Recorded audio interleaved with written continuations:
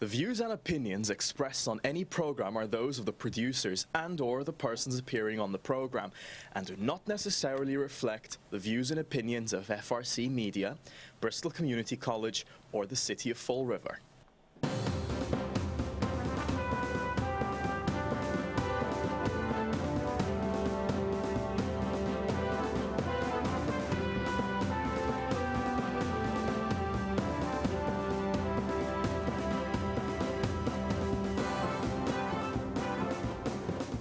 Well, hello. Welcome to Spindle City Straight Talk. I'm Chip. And I'm CJ. And it's Monday in the Riv, and I've got to go turn on the monitor in here. So. Take it away, CJ. Like I said, I hate it when people mess around with the equipment. And actually, I got involved in a conversation this morning with the station manager, and it kind of took us off track a little bit. But such is life. Should be, there we are. Takes a second.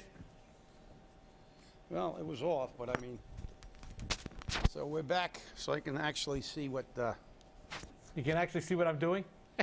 see whatever, yeah, we can at least see what each other's doing. Okay, so let's get to it. Acting Mayor Ponte reinstates Representative Carole Fiola to Durfee Building Committee. Reinstates is the key word, should have never been, removed. Politics, it rears its ugly head. And of course, this is a good example of how you can't listen to political rhetoric. You have to evaluate situations objectively. Should they have been removed if they were doing a job? No. If they weren't doing a job, they should have been removed before an election, not as retaliatory action because they supported somebody else or support somebody else.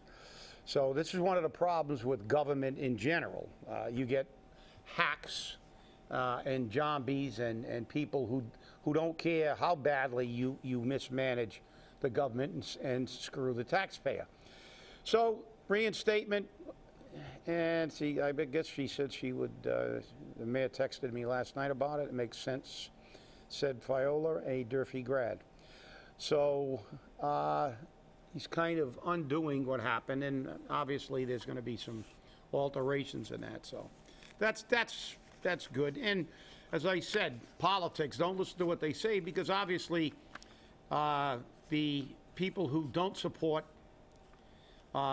certain candidates will say, you see, the same old, here come the good old boys and girls again, putting them back on. And that's exactly what's been said. As soon as that happened, it hit the fan. That's right. It hit the fan. It's going back to the good old boy network. We're bringing back Carole Fiola. That's right. If Paul Coogan gets in, we're going to have Ken Fiola running running the redevelopment authority. Blah blah blah blah blah blah blah blah. We don't even have a redevelopment authority now. I mean, what happened to our what happened to the person they hired? That lawyer from New Bedford. Has anybody even cited her in the last 6 months? I haven't heard. I haven't heard a word. Our economic development guru, we haven't heard a word about economic development, and they've completely taken the narrative of this election and twisting it into good old boy. Well, they should, and I don't mind. Let them put that on. But at the end, they should always end that commentary with, I want the new old boy network. Yeah. Because that's the key, as we said on the show. You just want to replace those political hacks with your own political hacks. And that's the reality. The reality is that the Jazel political hacks, the quote unquote, my label, the new good old boys and girls, will someday become the old good old boys, because if he stayed in office for 12 years, they would become the old boy. It's not supposed to be an old boy or an old girl network. Government is supposed to function for our benefit. So, forgive me. This election has no issues. It's pretty apparent that most people in the city want to change this government, at least at the top level. after the primary. So since there are no major issues that anybody can discuss, because the fact is, obviously, public sentiment has been pretty accurately reflected by the primary. So what do they have to do? What they do all the time: sling mud, lie, Yep. misrepresent, and I'll tell you, that's what they do best. as you know, at 6 o'clock last night, like every Sunday night, Yep. what comes out? The weekend flush. And it was the War and Peace version yesterday. Yes, And let me tell you something. I got phone calls, I got emails, I got more crap for writing that column than anything else because I was honest. That's right. I was honest. I mean, the Fall River voter prostitutes themselves. And I use that term deliberately because I knew that it would get some reaction. Good. Because they sell their vote for a chow mein sandwich. And as a matter of fact, tonight you got a chow mein sandwich dinner going off in the city. So again, we're going to go for the chow mein sandwich. And this is what happens. And then when they're elected to office, they sell their souls for endorsements and campaign support and everything. So it's the same over and over again. And, you know, you all complain that you want new government, you want something different done, you want your taxes lowered, you want the water bill lowered, you want the, you know, this, that, and the other thing. But then you turn around and you go to the ballot box and you click off all the same people. As I said in my column this week, how was you 5 years ago, 10 years ago, 20 years ago? Are you any better today than you were back then, or were you better back then? Because I know for a fact that I was better 20 years ago than I am today. I was better 10 years ago than I am today. But I was less better in 10 years, and I'm a lot less better 5 years ago, and now I'm really in the hole. So, you know, you can't blame anyone but yourself, and they don't want to do that. They don't want to do that. I'm really happy because I know that when you hit a nerve and you get all those things, they may think they're upsetting you, but you're taking great pleasure out of the fact that you hit them with their own shortcomings, and they don't like to be reminded. No. And you know that's the problem. The problem is it's all about you know, politics, and that segues us into undoing wrongs and into our next article here. Report on Cathy Ann Viveiros' home assessment complete and under, quote, review, unquote. Yeah, it better be reviewed because I'm looking at this thing now. It said originally that the building was assessed at $81,600 and now it's $84,000. That's over $100,000 increase, so she should be getting away with taxes. But I'm going to tell you something, the thing that really like made the top of my head fly off when I read this. You've got a copy of this, right? Yes, I do. The last sentence. This is an absolute microcosm of what is everything that is wrong with government and with political appointees and hacks. Now, we all know, it's pretty well known that Mello has a relationship with Cathy. They're friendly. And he was appointed by, you know, Jazel, and of course now Cathy's taking all the credit for everything Jazel was taking credit for, so now we have to assume that she's taking credit for appointing Mello. But this is the sentence, and you guys can read this article. Obviously, it's by Joe Good. Mello defended the initial decrease in Viveiros' home value, saying the adjustment came due to the property sale price of $85,000. He should be fired today. Are you listening, Cliff? For making that statement. It's the assessor's job to make a fair market assessment for the taxpayers of the city of Fall River. She should pay no more or no less, and the assessment should be fair and equitable. Because of the sale price, so let's just look at the absurdity of that statement. And I want to see this guy's credentials. So the sales price determines how you're going to get taxed. So let's look at this. That's not how my property was taxed when I bought it. Let's look at this. You sell one of your children a house, your house, when you decide to move to Australia for $1. Is he going to pay taxes on $1? That was the sale price. I guess so. So everybody run down to the realtor and tell the realtor, look, I'll pay $200,000 for this house, but I'll get the money, and we're going to put down $5 for the price of the house. I bought it for $5. And how about the other side of that coin? You're a dum-dum. You don't do your research. You want that house so badly, you overpay for that house. So now you're going to be overtaxed. That is the most ludicrous excuse, pathetic, absolutely. It is fundamentally the stupidest political BS excuse I've ever heard in my life. And believe me, I've heard a lot of them. That is that is tragic. It is so stupid. And every time when you renovate your property, they go by, they jack it up. She put renovations into that property. They were aware of it. She pulled permits. And now this guy's going to say, well, it was based on a sale price. So I guess everybody who buys a property at a discount rate from a relative or is fundamentally given a property,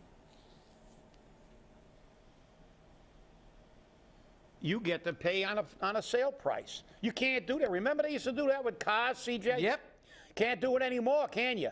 Nope. State comes in and they'll nail you on the book value of the car. You're not getting away with it.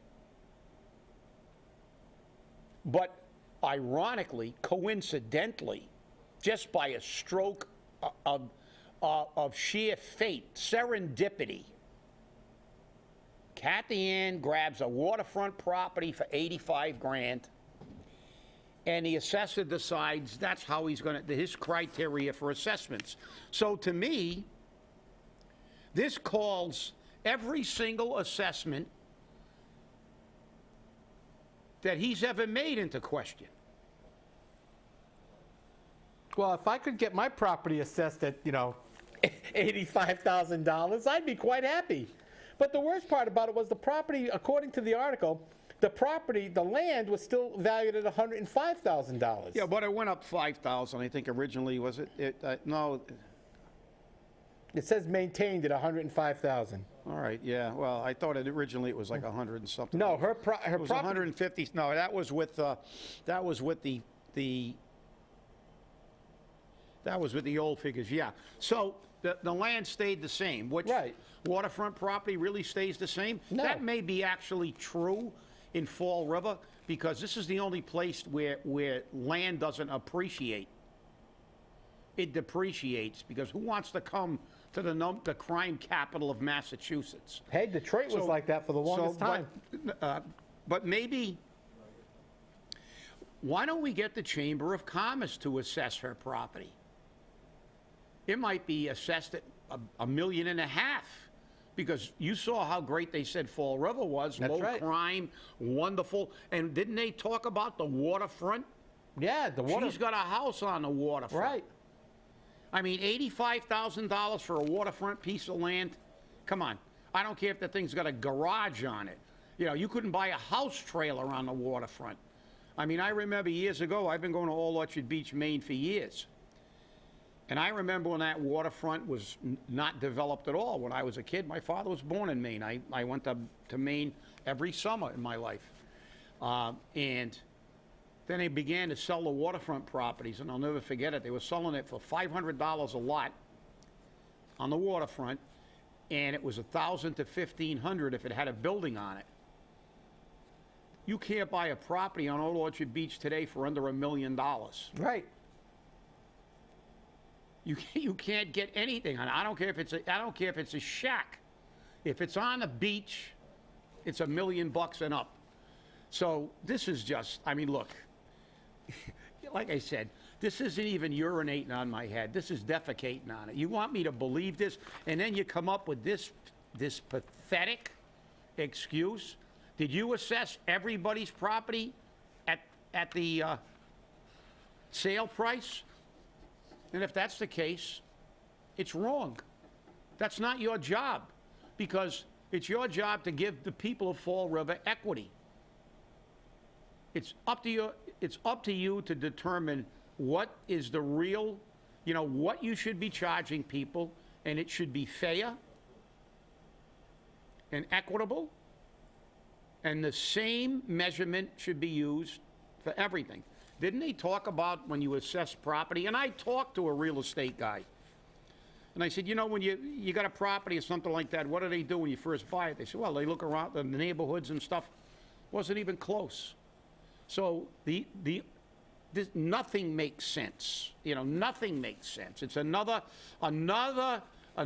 sweetheart deal, not by the good old boys, but by the new old boys.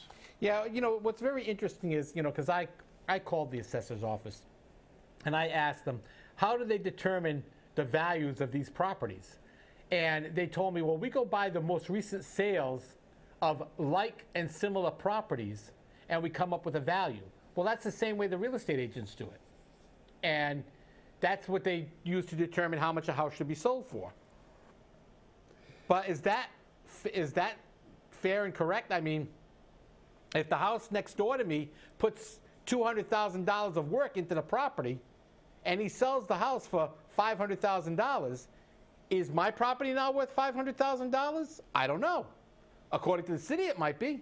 Well, and that's not fair and equitable. No, therein lies the rub, the initial thing, but then you have to go and look at the house, and you'll have to look at the neighborhood, and you have to look at things.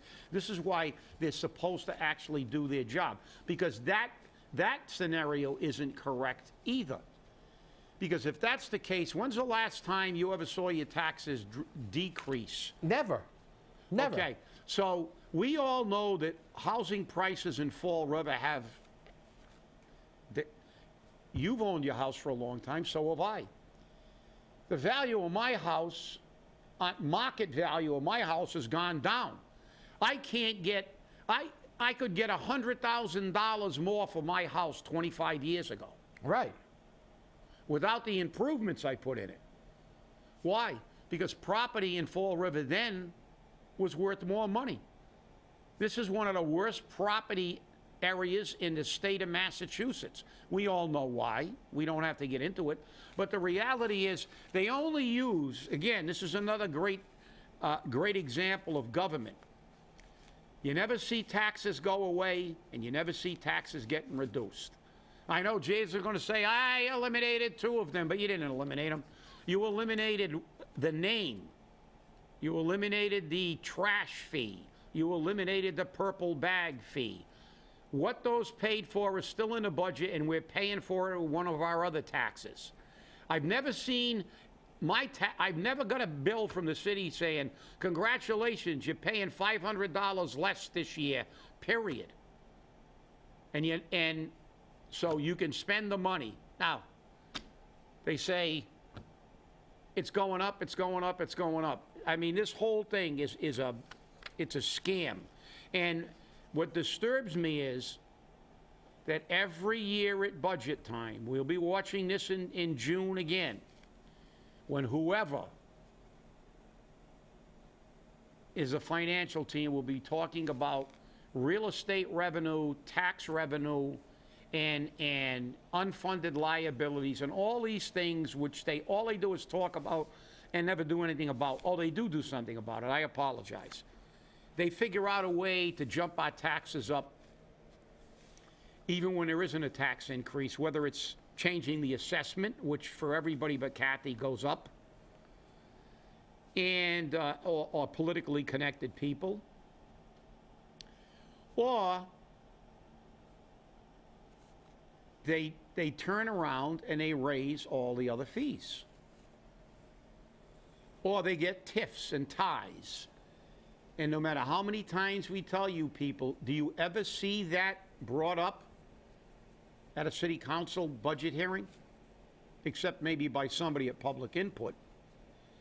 Has anybody, to your knowledge, and I've watched them for many years, maybe my recollection is not as good as it used to be, but normally it is, because I can remember, my memory is very good.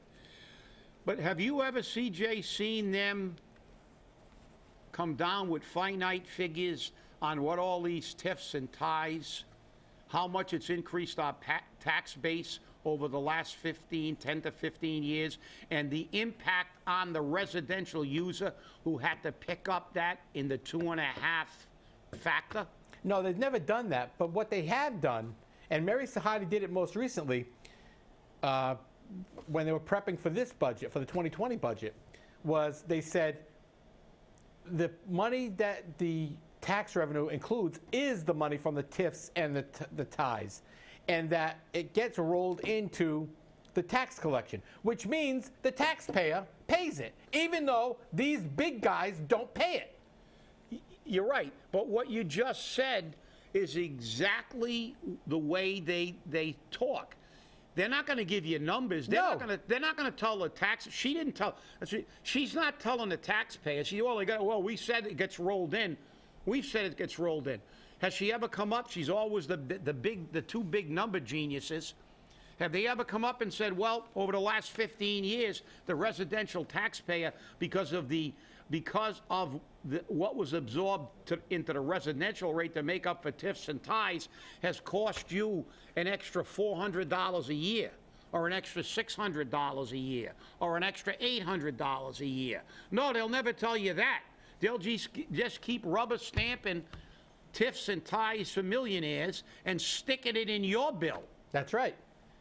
But you never see it. And this is the problem. That's why we told you, educate yourselves. We are less than 24 hours away from the big day. 19 and a half hours, plus or minus 7 minutes. That's right. Let's make this a day that will live in history, not infamy. History. Let's get to the polls. And I'll tell you something. You guys can complain, and you zombies can complain. But you know something? I may not be happy. But if we get an 80% turnout and Jaysville got elected, I wouldn't be happy, but I would accept it. Exactly. Because the majority of people have spoken. Not a 12% or an 11% turnout where 89% of the voters are sitting at home eating potato chips and then complaining about the government after the fact. Vote. I don't care who you vote for. Get out there and cast your ballots. Make your dots. It's hard. I keep wanting to say check marks, but make your dots now. It used to be the straight line. Now it's the dots. and X's, and we've done it all now. But all I'm saying is I don't care. I don't care who you support. That's your prerogative. I can disagree with who you support. You can disagree with who I support. But vote. Even though you'll cancel mine out probably, vote. Because, as I said, as one of my professors once said in college, democracy's greatest strength is also its greatest weakness. The fact that everybody gets one vote, somebody who got bought off with a chow mein sandwich can completely obliterate your vote. That was thoughtfully cast. But hey, that's democracy, and we live with it. And I want to see democracy in action. I want to see a large turnout. See, long gone are the days, I remember when Viveiros ran, we had a 70-some% turnout. Yeah. I mean, but those days are gone. Those people are all in Somerset and Swansea and Westport. And those were the days when you used to see all the candidates have people standing outside the polls. Everybody would be out there. They didn't care how cold it was. They didn't care if it was raining. They'd be outside the polls with signs, and then you'd have 70% turnout, 75% turnout. People were engaged in their government. They were engaged in the election process, and that was a good thing. You may not have always liked the outcome, but it was a good thing. I can remember that. I remember because I remember the days when you would be standing out there with signs, and candidates would come by with cars with food in it to feed you because you were standing out there all day. And, and people actually, even though you may have been working against the other guy's candidate, you were civil to each other. You talked, well, your guy may not win and your guy may not win, and this is why I think so. And it was nice conversations. It wasn't mean, nasty, hateful conversations. It was civil. And they actually gave some of the people who worked for another candidate food if there was extra. They did, and they always did that. And that was, it was like you said, it was a different time where people actually, they could disagree about politics without being disagreeable. That's right. And not having to try to assassinate. But speaking of candidates, our viewers, we'd like to see a few emails to our Spindle City site to let us know who you feel was really out there campaigning, because I can say that, and I'm out and about a lot.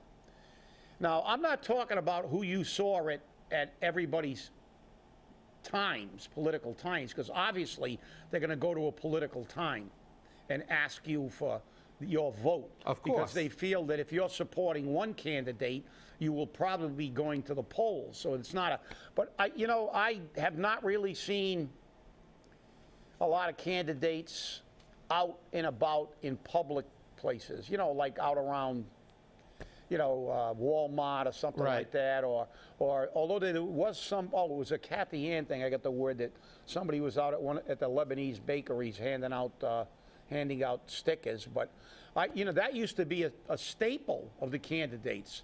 Sam's Bakery on Saturday and Sunday is a hotbed of everybody in half the city used to go there for meat pies and manish.